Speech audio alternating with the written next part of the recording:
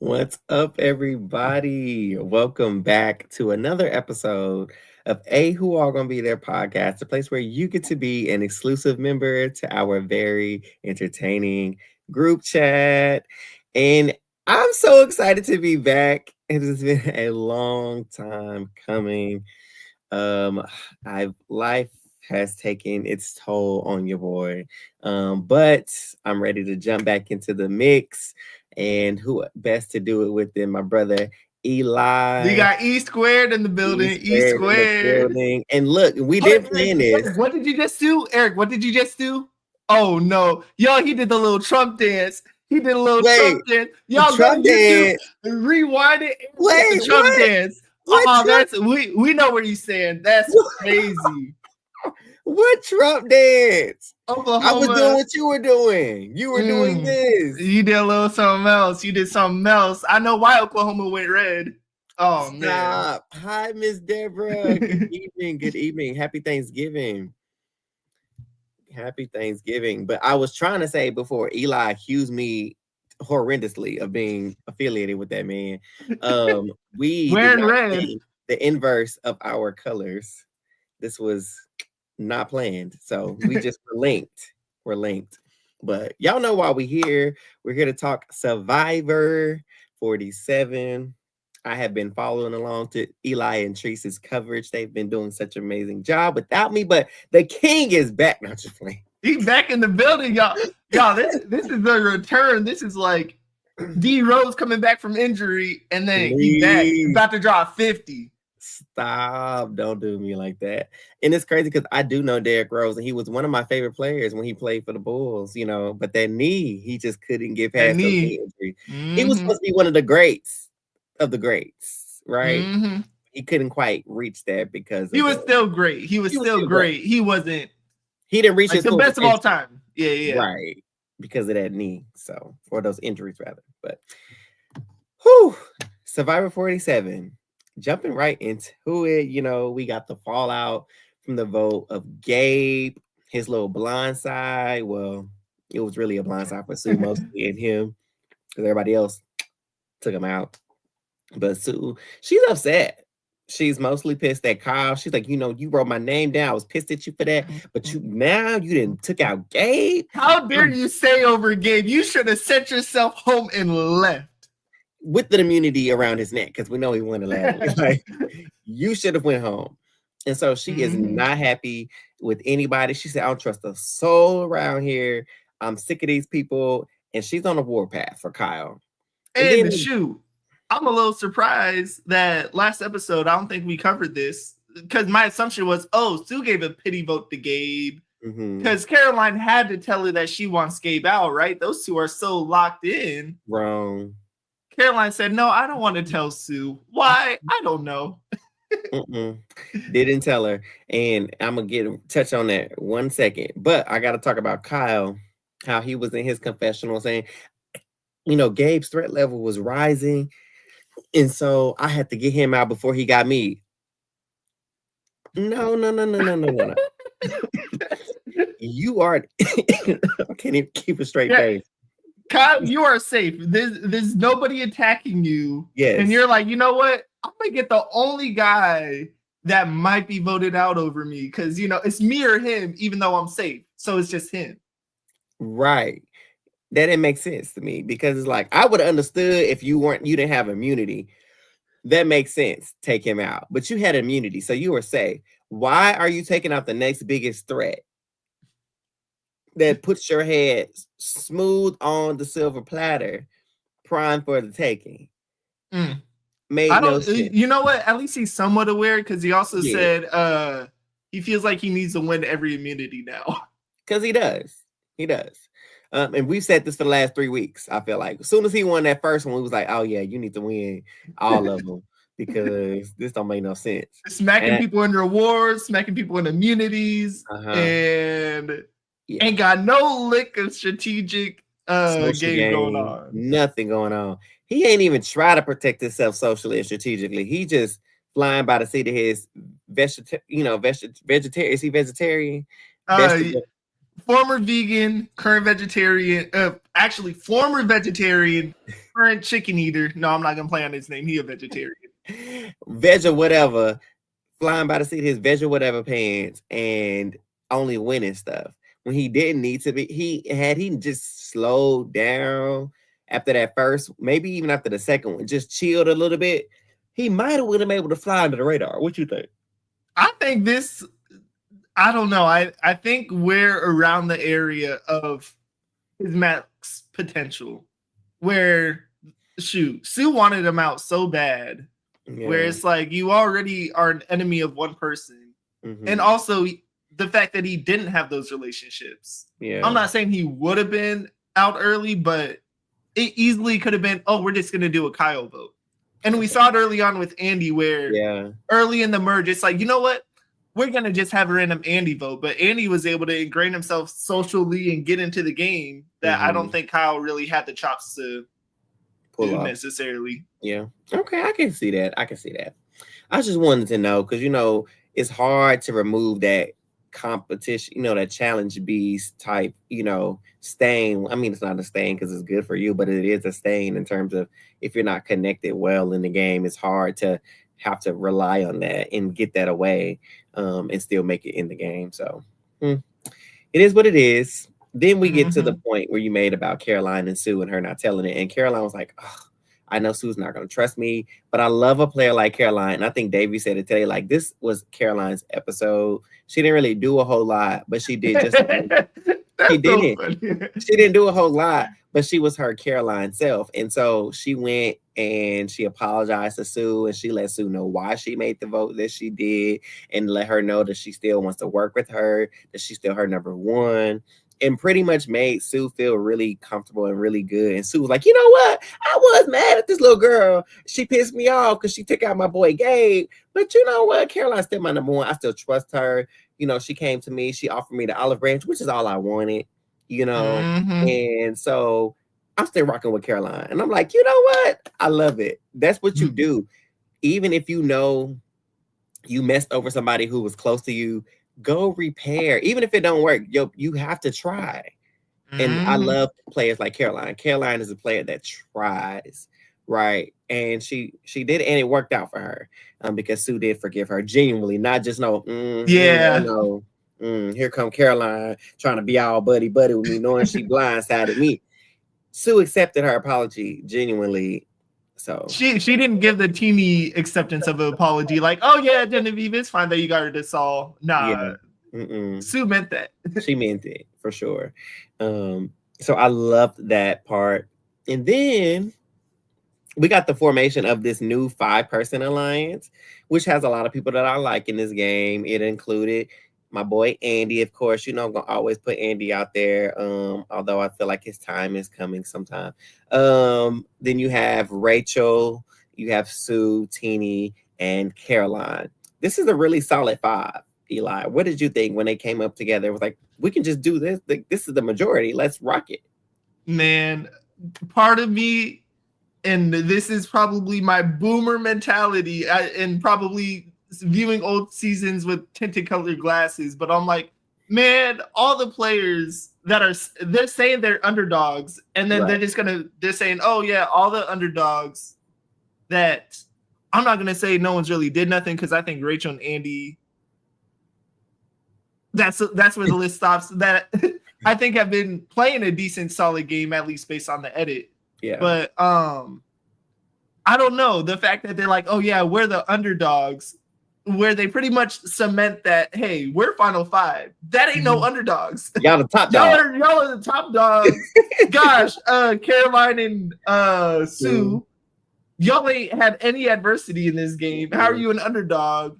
Rachel, I'll give it to you. Rachel has some adversity. Yeah. Andy has some adversity. Yeah. Teeny has some adversity.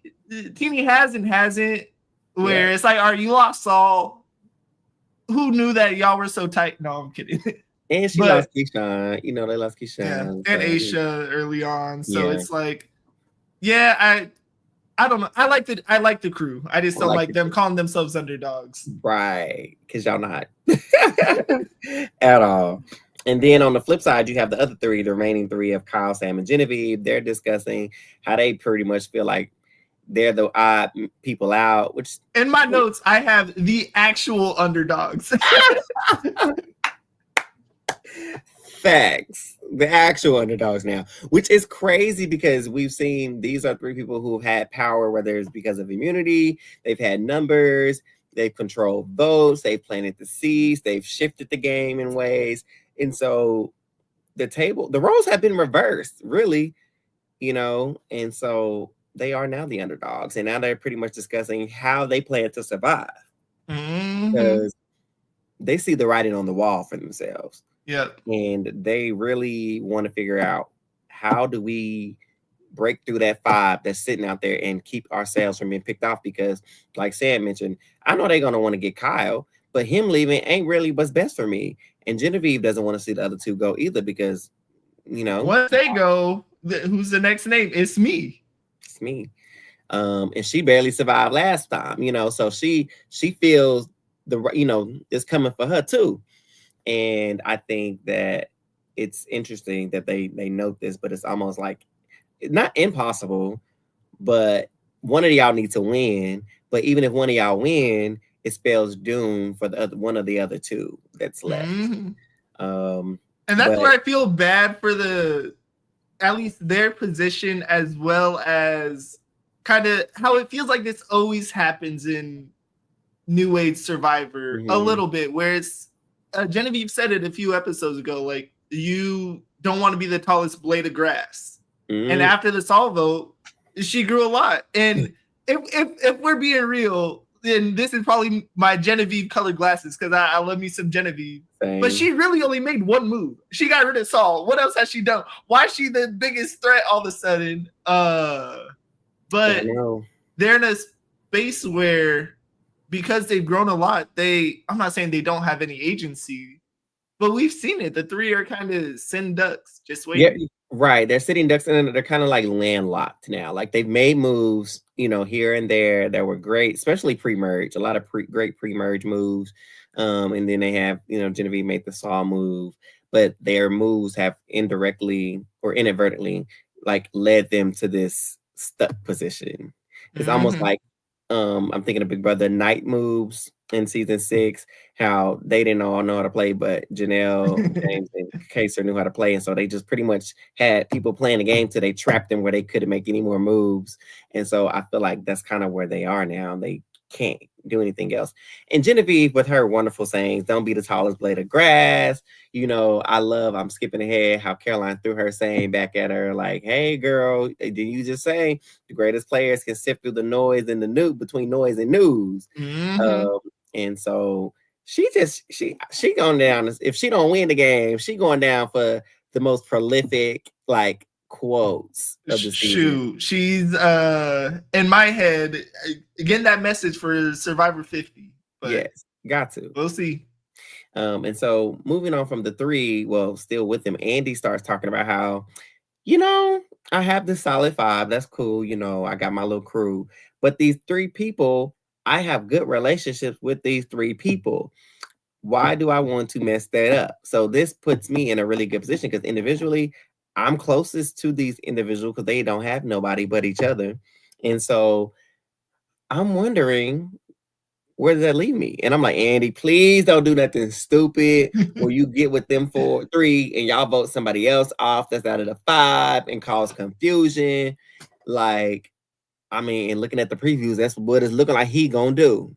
Looking at the next time. But whatever gets him far in the game, I ain't mad at it. Like, your game better than, or you should know your game better than anyone else. Nobody else on that island should know your game better than you and your position. And he feels like he's in a good position.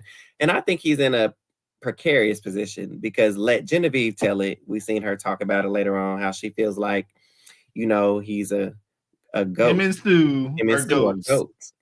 And so she was kind of telling Rachel, like, I think they're the ones that need to go, instead of worrying about Kyle's and the Sams of this world and the me. Look, let me throw in the me's of this world. What about these goats that's taking up seats at the end? Like, everybody wants to just bring them to the end. And she has a point, because how many times do we see in these games people get brought along, dragged along, because we know we can beat them. And as a viewer, I'm like, oh, yeah, that's who I'll be taking. Snatch up the Sues, snatch up the Andes, because that's who I want sitting next to me in the end, because I know I can beat them. But as a player, we got to get these goats out, because too many goats left in the end don't leave no spots for me in the end. So I see her point. But it also puts a target on her back because, and maybe I'm jumping ahead a little bit, but I just think that kind of, her playing that seed with Rachel, and Rachel being such a smart player, I think that might kind of got me. But rewind, because I did jump ahead with that conversation. The journey. Hold on, let me cover one more thing in terms of, we're talking a lot about Genevieve because that's my girl. Where we see her inner monologue, or I guess confessionals, about what shifted her game, where she came in, I don't mind being social, but then after the Keyshawn vote and him looking at her saying, Genevieve, I trusted you. She said that just flipped the switch where I'm turning all emotions off. Straight and mechanical. I'm just, I'm a robot that's playing the game. I don't care about y'all. I don't want any emotions in it. And I just want to be a robot that votes people out. Yeah. And honestly, I love that she was able to understand that about herself. I was like, "Ooh, girl, that's cold-blooded." But you know what? She said she'd rather just be the villain, rather than being the friend that backstabs somebody, And I get it. Dude, if you're gonna be evil all the way, or not even just evil, but if you're gonna make the hard choices in the game that's gonna hurt people, go all the way through. Yeah, go ahead, be a little wicked. Be a little wicked. Be a little wicked. Why not? There's nothing wrong with the Wicked Witch of the West, But no, thank you for bringing that up, because that was a really good point too. So yes, the journey, the boat comes, and they have to decide who amongst them will be the chosen one. You got several people like, I ain't going. I know this journey, leave me out of it. I want no parts. But then you have a few people that are like, I want all the parts. Genevieve was like, I want to go. Sam was like, I definitely want to go. And Rachel was like, do I really want to go? No. But do I want Genevieve and Sam to come and get something? No, I don't. So I'm also going to throw myself in the ring. And so she does. And then since they can't decide, they have to pull from a bag. Whomever gets the purple rock, whoever gets the purple rock is the one who gets to go.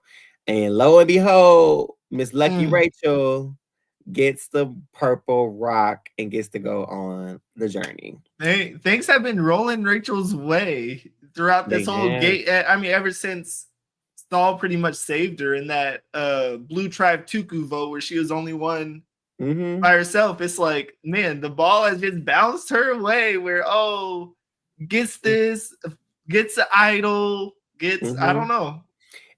And speaking on, that's a really great point. I can't remember if y'all touched on this in the other episodes that y'all recorded, but I'm like, I was thinking about this. I'm like, Saul saved her only for him to leave before her. And I would be so upset. Like, I didn't save this girl. Not that she was his downfall or nothing like that, because she didn't vote it. Like, she didn't orchestrate it or whatever. But I just think it's crazy how one player's decision can ultimately do something spectacular for you or another player and really change the trajectory of someone's game. And then they get left in the dust. You know what I'm saying? Like, that is wild that him saving her, because he did save her, because she would have been the one voted out pre-merge, right? And or not pre-merge, but before jury. The mergatory, whatever. Yeah, at jury. She wouldn't have made the jury. And so that is just amazing to see. And like you said, and everything just started. They're just flowing her way. She gets saved by Saul. She then gets the idol. Now she's going on this journey. And in this journey, I can just go ahead. Like, she has to do the puzzle where you have to do the balls and put all the colors in their own. Shout out to the mobile game ads that I feel like I see all the time. Oh, look at this mobile ad. You just have to move this color over here and then just create a line. I was laughing about that. And on top of the pressure of not knowing how much time you get, she's like, I feel like I can do it, but I don't know how much time I got, because before the start, she has to throw the thing overboard and they start to unravel. And as soon as all of the little pieces are unraveled, it's going to snatch the chair with the puzzle in the the thing into the water, the advantage into the water with it, and you would lose your vote. But she successfully did it with a half second to spare. Oh, I love this type of timer. Like, this was so unique. Where my heart was racing. Like, if there's like a little countdown timer, like someone count down, you got 5 seconds left, I'd be like, whatever. But man, seeing the rope slowly go away, gosh, the first section was gone and it seemed like she made no progress. No. And I was so stressed, but what a clutch win. It was a clutch win because you just don't know how long does it take for these things to unravel, the ropes to fly. You don't know, because she's like, anybody can do it with enough time, but time, we don't know. So she gets that. So again, something else rolling her way. She gets another advantage, which is a vote blocker. She can block anybody's vote that she chooses up until the final 6. So that's the next 2. Or next 3, I'm sorry, tribal councils. So another power under her belt. She, of course, goes back and lies to the group because she don't want the 3 on the out. The true underdogs is Eli. So, wonderfully put it, the real underdogs. She didn't want them to know the truth. So she was like, she told them the story, but she also told them she didn't make it and she lost her vote. Sam didn't believe it. Smart. I wouldn't either, but he ain't got no say so. Yeah, it doesn't matter. No, you can believe all you want. You can't do nothing about it. Nothing. And so she then does pull Sue and Caroline aside, tells them the truth. And, they're elated. They're like, okay, girl, go ahead, do your thing. And Sue pulls her aside and she was like, you know what? Gabe did this to me. And I know Rachel was like, what did Gabe do, girl? Because what you mean he did this to you? He, he won that Beware event, got that Beware event, and he pulled me aside and he told me about it. And from that moment, I knew I could trust him and I was bonded to him. And you sharing this information has bonded us together. And Rachel was like, I feel the love. I feel she was genuine. This is what I wanted. Sue was an emotional player. By sharing what I share with her, now I have her trust, which is good. And I love that for them. That she shares it with the other 2 members, Teenie and Andy. To also, keep cementing the trust that they've built. And they're like, we can do what we need to do. Like, let's just run this game. We just need to make sure whoever we take out, we take out. It don't matter who. It don't matter the order. Some of them said, it was like, I don't care what order you go in, just so long as you go. Except I think everyone always cares about the order a little bit. Everyone says that, we're in the 5 no matter what. But we can't take out Kyle over Genevieve. Right. No, but I'm with them on that too, because it's like at some point order doesn't matter. And I know we jumping ahead just a little bit, but it does matter because Andy being silly, we're gonna get to it. Yeah, gosh. So immunity challenge, right? We go to the immunity challenge and before the immunity challenge, I'm sorry. This is where Genevieve has a conversation with Rachel about possibly taking out Sue or Andy. And Rachel, of course, runs that back to Andy. We don't know if she told Sue or not. I'm sure she did. But we only saw Andy because Andy was like, oh, yeah, the gloves are off. Sue, Genevieve, baby, you got to go. Bye. You done said my name one too many times. And you done got comfortable. And I don't like it. So I want you to go. I'm going to make it my mission that you are the one going home. And I like this fire. I love seeing the fire in Andy. It's such a far cry from the crash out Andy that you love to mention, and that we saw in the first episode or 2. Far cry from this person. He feels more confident. He feels more sure of himself. He's playing the game, and I love it for him. And so he's like, I'm gonna do whatever I can to make sure she's the one that's out. So, immunity challenge. It's a cool one. It's not a puzzle. I mean, kind of not really. It's kind of a puzzle, but it's not the obstacle course. It's not an obstacle course, but also they do this challenge every other season. So it's not a surprise to see it, but it's not an obstacle course. Right. It's not an obstacle course. And so it's the one where you got to stack the blocks to spell immunity with the rope. You got to give it slack, not too much slack or it falls, and get back to your post, your little platform, and you win, right? It was hilarious. I love that they did the way they did it. We have Rachel in the lead, Sam in the lead, Genevieve, they're the 3. It's a tight race. Who's going to do it? They each got 1 piece left. Sam's fall, Genevieve's fall. Rachel just got to do it. Rachel falls. This is how you know you're back in the game. This is why you never give up. Because then you have people like Teenie and Kyle, they're right now. It's them with 6 pieces in the game, and Andy has 5. Sue has 5. Andy has 4. Teeny, can she do it? Can she pull up? Teeny's fall. Kyle's fall. Look at the game. Like, oh, now it's Sue. Oh, Sue fall. Andy's in the lead. This is why you never give up on Survivor. Andy's fall. We're back at square one. And it was amazing to see. This competition tricks me every single time because every time I see it, it's like, all right, people have watched this show. They're gonna take it slow, do it first try.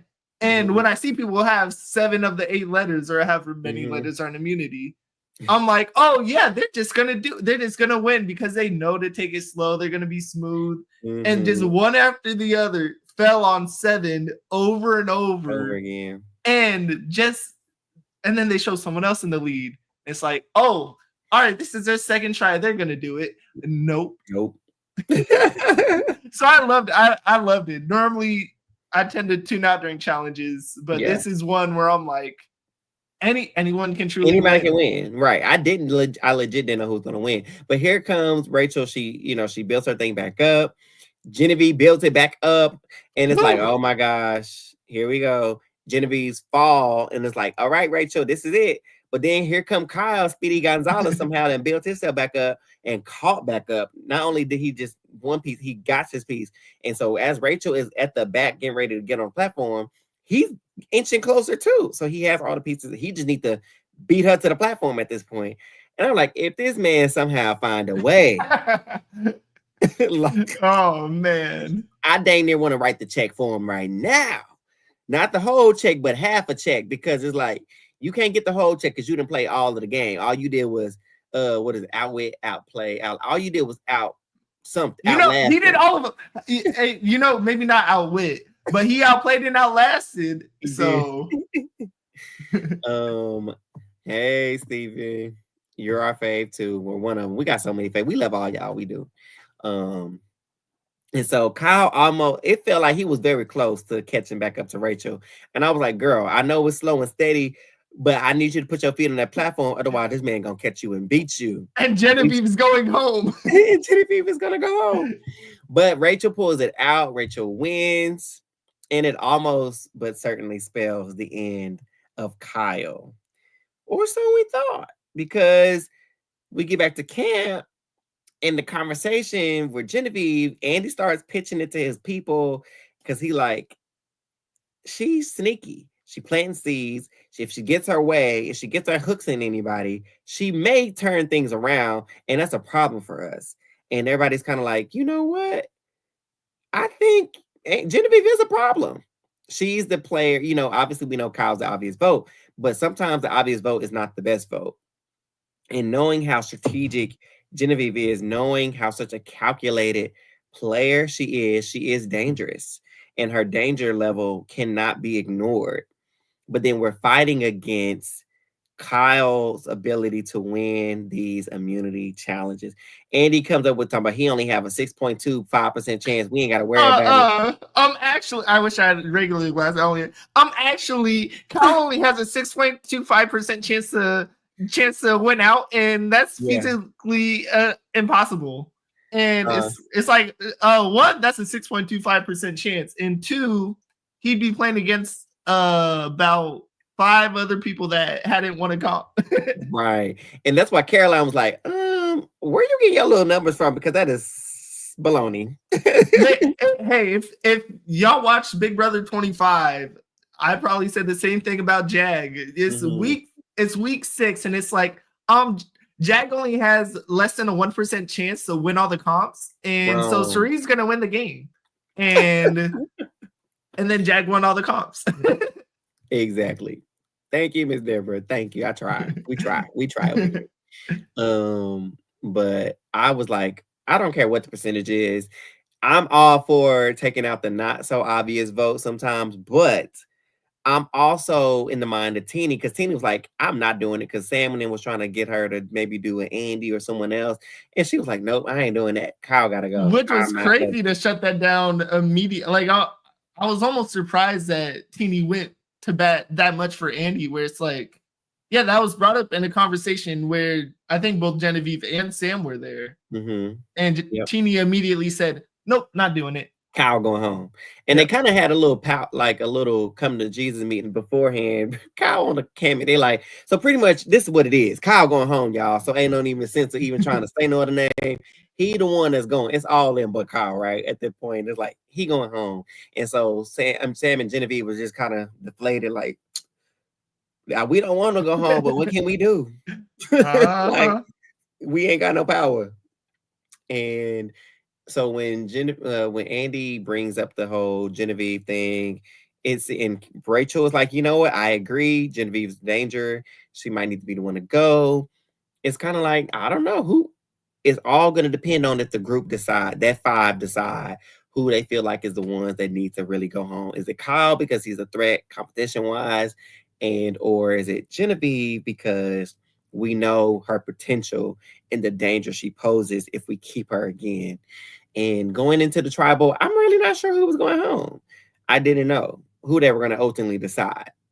And same spot as last week, where it's like, all right, we know it's between 2 people, Genevieve being one of the names, and it's like, oh man. And I think Genevieve has been great to watch in both of these tribals of the past 2 episodes, where you could tell, like, a lot of people try to be stoic, play it cool. No, Genevieve squirms, makes faces, everything. Jeff even called her out where she was like facing off.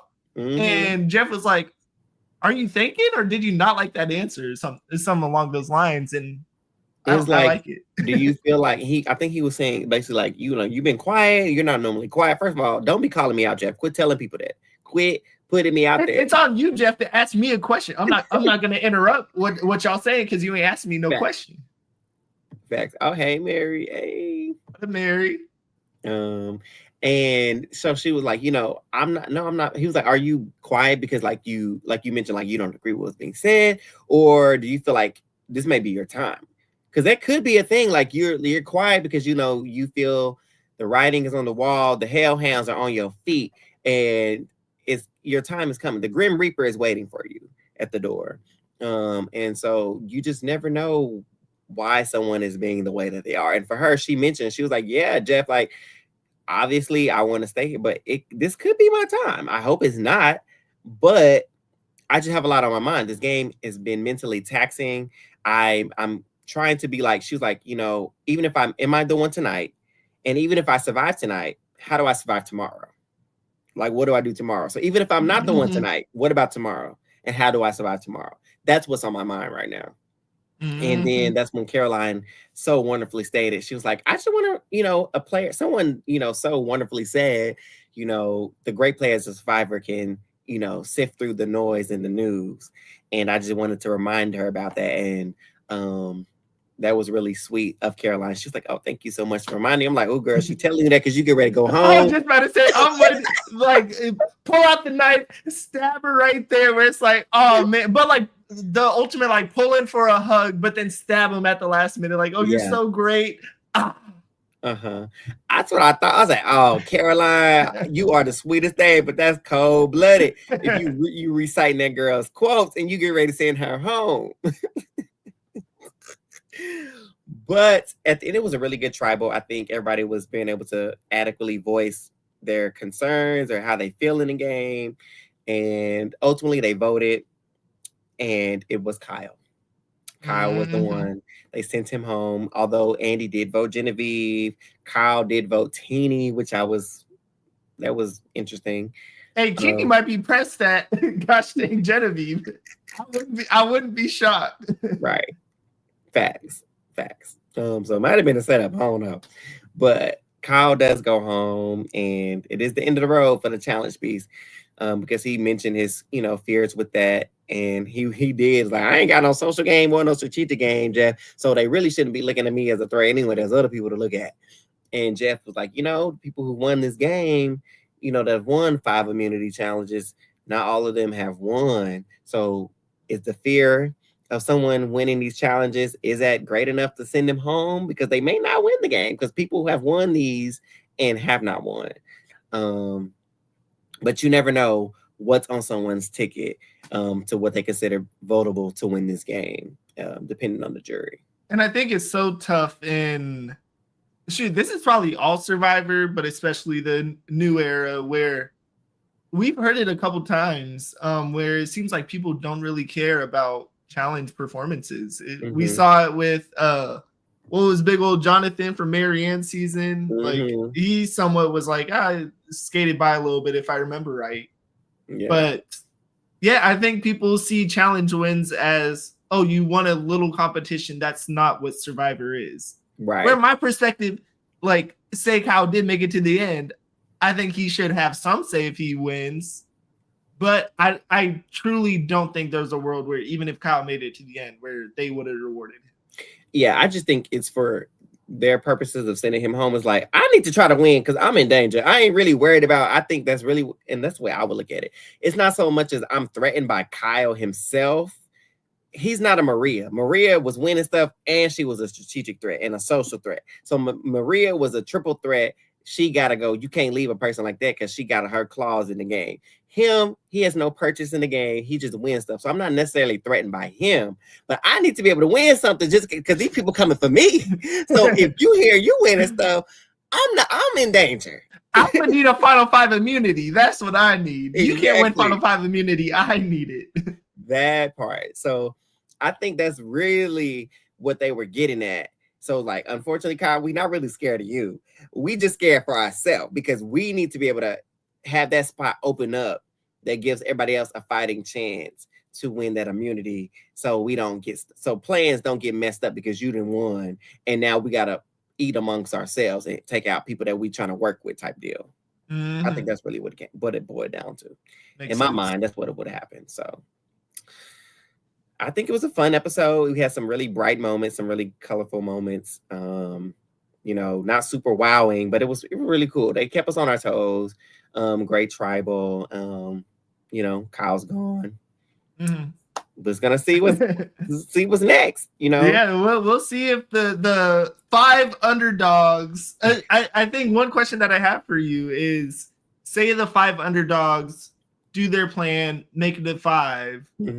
I think the tough thing about that is, who would. I feel like no one really gets credit for any moves in the next little bit, where it almost seems like, hey, it's going to be linear. Like, who gets credit for taking Kyle out?